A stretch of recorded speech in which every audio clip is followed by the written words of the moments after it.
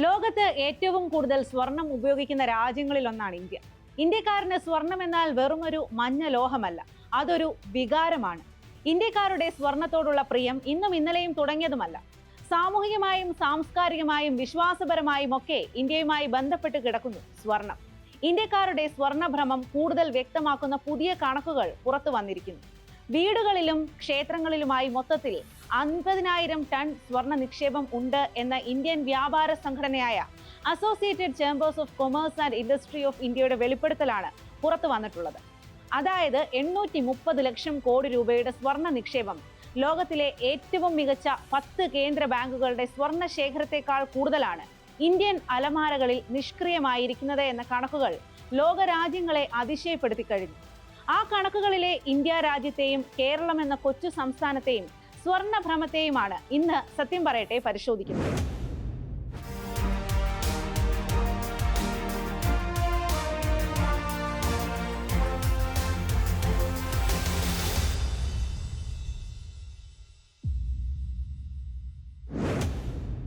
World gold കൗൺസിലിന്റെ കണക്കുകൾ പ്രകാരം ഇന്ത്യയുടെ കേന്ദ്ര ബാങ്കായ RBIയുടെ കൈവശം ഏകദേശം 880.3 ടൺ സ്വർണമാണുള്ളത്.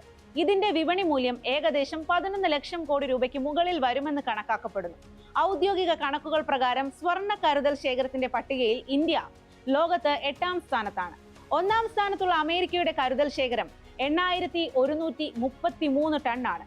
ഇന്ത്യക്കാരുടെ കൈവശമുള്ള ഈ സ്വർണത്തിന്റെ മൂല്യം അമേരിക്കയും ചൈനയും ഒഴികെ ലോകത്തിലെ മിക്കവാറും എല്ലാ രാജ്യങ്ങളുടെയും വാർഷിക GDPയെ മറികടക്കുമെന്നതാണ് രസകരമായ വസ്തുത. ഇന്ത്യയുടെ ആകെ വിദേശ നാണയ കരുതൽ ശേഖരത്തിന്റെ ഏകദേശം 17% ഇപ്പോൾ സ്വർണമാണ്. മുൻ വർഷങ്ങളിൽ ഇത് 12% മാത്രമായിരുന്നു. ഡോളറിനെതിരെയുള്ള മുൻകരുതൽ എന്ന നിലയിൽ RBI കഴിഞ്ഞ കുറച്ച് വർഷങ്ങളായി വലിയ തോതിൽ സ്വർണം വാങ്ങി വരുന്നുണ്ട്.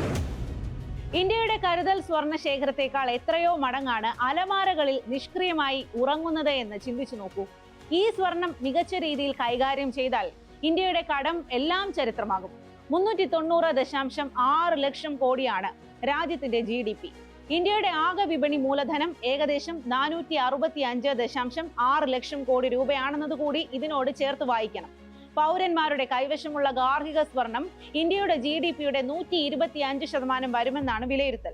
2024നും 2026നും ഇടയിൽ സ്വർണ്ണ വിലയിലുണ്ടായ കുതിച്ചുചാട്ടം ഇന്ത്യൻ കുടുംബങ്ങളുടെ കൈവശമുള്ള സമ്പത്തിന് വലിയ ഉത്തേജനം നൽകിയിട്ടുണ്ട് എന്ന് കൊട്ടക് ഇൻസ്റ്റിറ്റ്യൂഷണൽ ഇക്വിറ്റീസിന്റെ കണക്കുകൾ സൂചിപ്പിക്കുന്നു.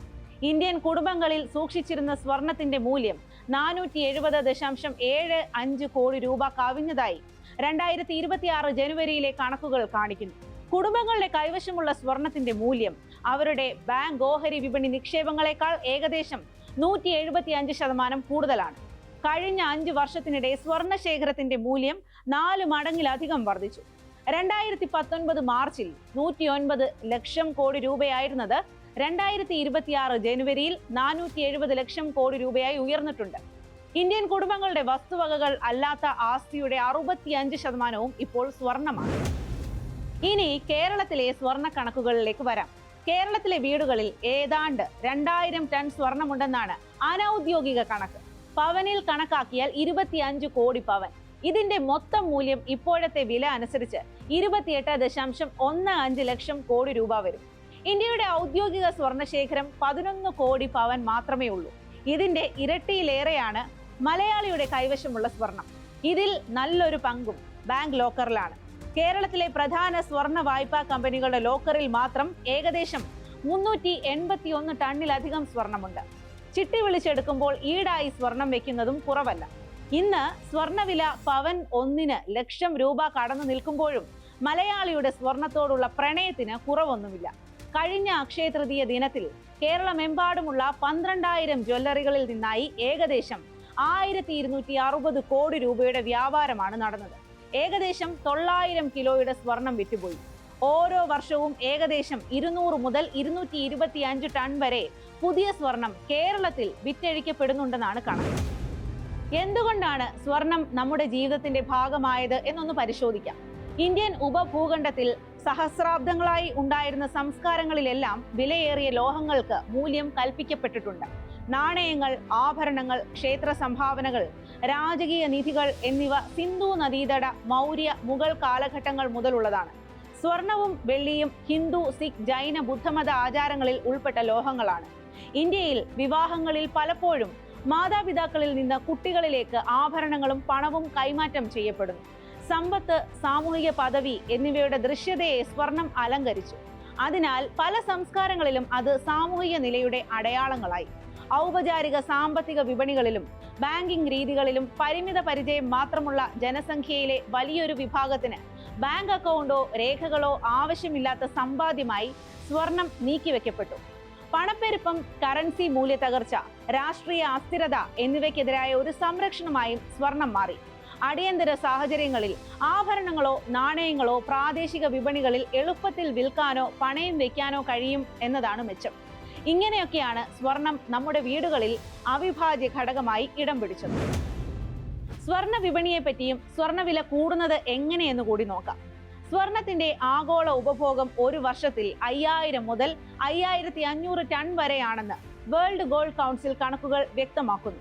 എന്നാൽ ലോകത്തെ സ്വർണ്ണ ഖനികളിൽ നിന്നുള്ള ഉൽപാദനം വർഷത്തിൽ ഏകദേശം 3000 ടൺ മാത്രമാണ്. പഴയ സ്വർണത്തിന്റെ പുനരുപയോഗം 3500 മുതൽ 3700 ടൺ വരെയും നടക്കുന്നു. ലോകരാജ്യങ്ങളിലെ വ്യാപാരവും സെൻട്രൽ ബാങ്കുകളുടെ വാങ്ങലും എല്ലാം ചേർത്താണിത്. ലോകത്തെ സ്വർണ്ണവില നിശ്ചയിക്കുന്ന പ്രധാന കേന്ദ്രം ലണ്ടനാണ്. ലണ്ടൻ ബുള്ളിയൻ മാർക്കറ്റ് അസോസിയേഷൻ എന്ന സംഘടനയാണ് അത് നിയന്ത്രിക്കുന്നത്. ദിവസവും 2 തവണ ലോകത്തെ വലിയ ബാങ്കുകൾ ചേർന്ന് ലേലത്തിലൂടെ സ്വർണ്ണവില നിശ്ചയിക്കുന്നു. ഇതാണ് ലോകത്തെ എല്ലാ രാജ്യങ്ങളും അടിസ്ഥാന വിലയായി സ്വീകരിക്കുന്നത്. ന്യൂയോർക്കിലെ കോമക്സ് പോലുള്ള വിപണികളിൽ നടക്കുന്ന പേപ്പർ ഗോൾഡ് വ്യാപാരവും വിലയെ സ്വാധീനിക്കുന്നു. ഇതിനൊപ്പം ഡോളർ നിരക്കും ഇറക്കുമതി തീരുവയും കൂടി ചേരുന്നിടത്താണ് കേരളത്തിലെ സ്വർണ്ണവില നിശ്ചയിക്കപ്പെടുന്നത്. യുദ്ധഭീഷണികളും ഭൗമ രാഷ്ട്രീയ അസ്ഥിരതകളും നിലനിൽക്കുമ്പോൾ നിക്ഷേപകർ ഏറ്റവും സുരക്ഷിതമായ നിക്ഷേപമായി കാണുന്നത് സ്വർണത്തെയാണ്. പശ്ചിമേഷ്യയിലെ സംഘർഷങ്ങളും യുക്രൈൻ റഷ്യ യുദ്ധമുയർത്തുന്ന അനിശ്ചിതത്വങ്ങളും ആഗോള വിപണിയിൽ ആശങ്കയുണ്ടാക്കിയപ്പോൾ കറൻസികളുടെ മൂല്യം ഇടിയാനുള്ള സാധ്യത മുൻകൂട്ടി കണ്ട് മൂല്യം നഷ്ടപ്പെടാത്ത ആസ്തി എന്ന നിലയിൽ സ്വർണത്തിലേക്ക് നിക്ഷേപം ഒഴുകിയത് വില വർദ്ധിക്കാൻ പ്രധാന കാരണമായി. മാത്രമല്ല, അമേരിക്കൻ ഡോളറിന് മേലുള്ള അമിത ആശ്രിതത്വം കുറയ്ക്കാൻ ഇന്ത്യ, ചൈന തുടങ്ങിയ ബ്രിക്സ് രാജ്യങ്ങൾ വൻതോതിൽ സ്വർണം വാങ്ങിക്കൂട്ടുന്നത് സ്വർണ്ണവിലയിൽ പ്രതിഫലിച്ചിട്ടുണ്ട്. ഡോളറിനെതിരായ പ്രതിരോധം എന്ന നിലയിൽ രാജ്യങ്ങൾ നടത്തുന്ന ഈ നീക്കം സ്വർണത്തിന്റെ തന്ത്രപരമായ പ്രാധാന്യം വർദ്ധിപ്പിച്ചു. യഥാർത്ഥ ഉപഭോഗത്തെക്കാൾ ഉപരിയായി സ്വർണ്ണ വിപണിയെ നിയന്ത്രിക്കുന്നത് വലിയ നിക്ഷേപകരും ഹെഡ്ജ് ഫണ്ടുകളുമാണ്. വിപണിയിലെ ചെറിയ മാറ്റങ്ങൾ പോലും മുതലെടുത്ത് ഇവർ നടത്തുന്ന ഊഹക്കച്ചവടങ്ങൾ വിലയിൽ കൃത്രിമമായ വർധനയുണ്ടാക്കുന്നു. രാജ്യാന്തര തലത്തിൽ സ്വർണ്ണ വ്യാപാരത്തിൽ കുറവ് വരികയും ഡിമാൻഡ് ഇല്ലാതാവുകയും ചെയ്യുമ്പോൾ പോലും സ്വർണത്തിന്റെ വില ഉയരാൻ കാരണം ഊഹക്കച്ചവടക്കാരുടെ ഇടപാടുകളാണ്. ഡിജിറ്റൽ സ്വർണത്തിലും ETF-കളിലും വൻകിടക്കാർ നടത്തുന്ന വലിയ തോതിലുള്ള ഇടപാടുകൾ സ്വർണ്ണവില താഴേക്ക് പോകാതെ സംരക്ഷിക്കുന്നുണ്ട്. ഇന്ത്യയുടെയും കേരളത്തിന്റെയും സമ്പദ് വ്യവസ്ഥയിൽ നിർണായക പങ്ക് വഹിക്കുന്ന സ്വർണ്ണശേഖരം ഇന്ന് ആഭരണപ്പെട്ടിയിൽ നിന്നും ഡിജിറ്റൽ വാലറ്റുകളിലേക്കും സോവറിൻ ബോണ്ടുകളിലേക്കും ചുവടുമാറുന്നുണ്ട്. വില എത്ര തന്നെ ഉയരങ്ങളിലേക്ക് കുതിച്ചാലും ആവൽ ഘട്ടങ്ങളിൽ ആശ്വാസമായും ആഘോഷങ്ങളിൽ തിളക്കമായും സ്വർണം മലയാളിയുടെ ജീവിതത്തിൽ 1-ാം സ്ഥാനത്ത് തന്നെ തുടരും. മാറുന്ന ലോകത്തിനൊപ്പം സ്വർണത്തെ വൈകാരിക ആസ്തി എന്നതിലുപരി സ്മാർട്ട് ഇൻവെസ്റ്റ്മെന്റ് ആയി കാണാൻ മലയാളി ശീലിച്ചു വരികയാണ് എന്ന വർത്തമാനകാല യാഥാർത്ഥ്യം കൂടി ഇതിനോട് കൂട്ടി വായിക്കാം. ഇതോടുകൂടി ഇന്നത്തെ സത്യം പറയട്ടെ പൂർണ്ണമാകുന്നു. നമസ്കാരം.